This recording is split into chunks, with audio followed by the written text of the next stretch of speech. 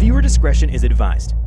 There was a break in the case when David received a tip that the missing boy had been meandering around that same park again.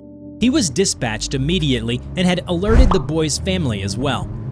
Upon arrival, the parents were already there and were calling out to their son. Instead of a heartfelt family reunion, the boy screamed at them to leave him alone. Confused, his parents asked what was wrong and who was hurting him. Jacob screamed again, but this time a large, solid, metallic-looking cloud formed around him. Frightened, his parents took some steps back and looked to David for help. Seeing no other option, David pulled out his pistol and trained it on the boy. "Hold it.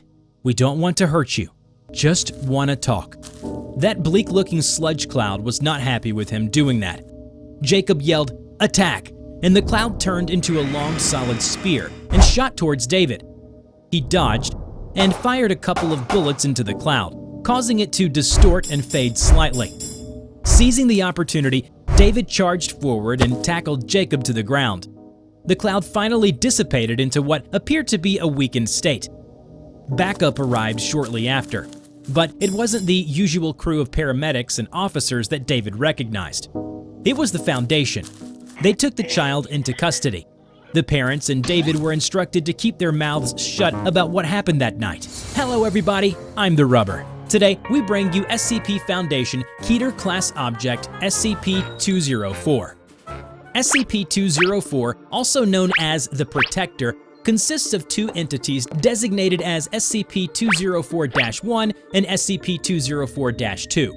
204-1 is described as a techno-organic colony of nano-machines controlled by 204-2, of whom is typically a young child. 204-1 mostly spends its time as a nearly invisible cloud that stays near 204-2. When 204-2 is under threat or commands it, 204-1 will materialize. It will then take on the shape of whatever 204-2 imagines and promptly eliminate the threat. Regardless of what shape or form it takes, 204-1 remains incredibly strong, durable, and most importantly, obedient to 204-2. The one drawback that 204-1 has is that it can be subdued with firearms and other conventional weaponry. As mentioned, instances of 204-2 are young children, typically between the ages of 4 to 14, all of whom share histories of abuse and neglect. 204-1 will stay with 204-2 until either the child dies or turns 14. It has been theorized that 204-1 needs to consume organic flesh in order to stay as powerful as it is. This may be linked to why instances of 204-2 exhibit aggressive behavior and put themselves in grave danger non-stop. It can also be argued that 204-2's aggression is due to the subconscious influence of 204-1, so that it can find prey to consume more easily.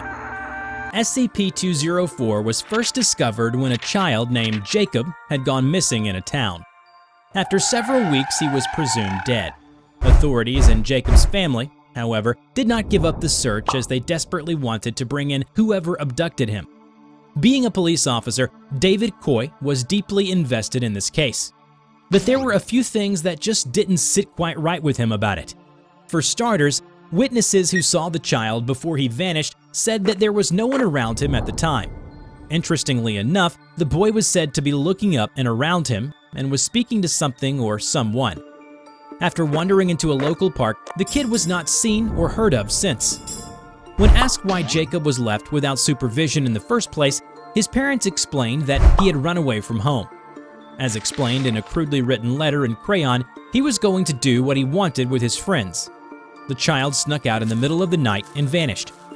At the same time, a car was found in a residential street, completely torn apart and covered in partially devoured human remains. Similar incidents occurred until the Foundation began to put two and two together. Feeling that these events could be related, the Foundation decided to keep track of the missing child case's progress.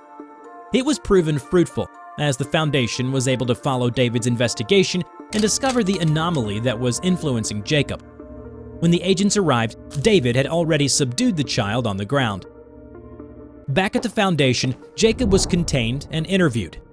"Tell me, boy, how do you feel when you killed all those people?" innocent lives that brought you no harm. Does that bring you joy? I need to feel the rush. It feels good and nice, standing in front of traffic, making other people angry. It makes me happy. But why do you need to kill them? Because I can. My friend lets me do so. He smiled and glanced at 204-1 that was being contained in an electronically secured box placed on the table. The following is the documented discussion Site Director Julia Snow had with 05-2 concerning a containment protocol for 204-2. Sir, am I reading this correctly? Yes, it is as you see. 204-1 needs a permanent stock of candidates in case 204-2 perishes or becomes of age. But this is wrong. How could you go so low, sir? I believe you are not so daft, Miss Snow. Here, allow me to run through it with you. All candidates for this protocol will be in the age of below 10. They will also be orphans who will have histories of abuse. They fit the criteria for 204-1 perfectly. What is the issue here? You know damn well what the problem here is. What if we can't find those perfect candidates? Julia said as she threw the files at 05-2's face angrily. There will always be candidates, Miss Snow. If we can't find them on the streets, then we'll find them on some of the less desirable channels. Human traffickers, for example. Human traffickers? Are you hearing yourself? Since when did the Foundation associate themselves with such heinous groups? We'll be giving these unfortunate young souls a life and purpose, you see. They'll be given the chance to work for the agency that's responsible for the containment of anomalies that are harmful against mankind. Otherwise, they would probably be tossed into the hands of some bad people, Miss Snow. Very, very bad people. We just have to be the lesser evil. What about those without histories of abuse? Here, you plan to place these children with no histories of abuse into the care of D-class personnel? Personnel who have long histories of crime and violence, just so they can be nurtured into becoming the perfect candidate? You're insane. Am I really? Do I need to remind you about the last time 204-1 rampaged when we had no candidates? It slaughtered anything it could find within 10 miles until it latched onto a poor little Jacob. Regardless, you're toying with innocent lives here. Gosh, why can't we just terminate 204-1 and forget about all these talks about perfect candidates or whatever? You're not seeing the bigger picture, Miss Snow. If we can make this anomaly work for us, imagine the things we can achieve. You've seen how powerful these kids can be when utilizing these nano-machines. Are you talking about weaponizing these children? We've seen these nano-machines in action, and they've brought nothing but destruction. You truly are insane.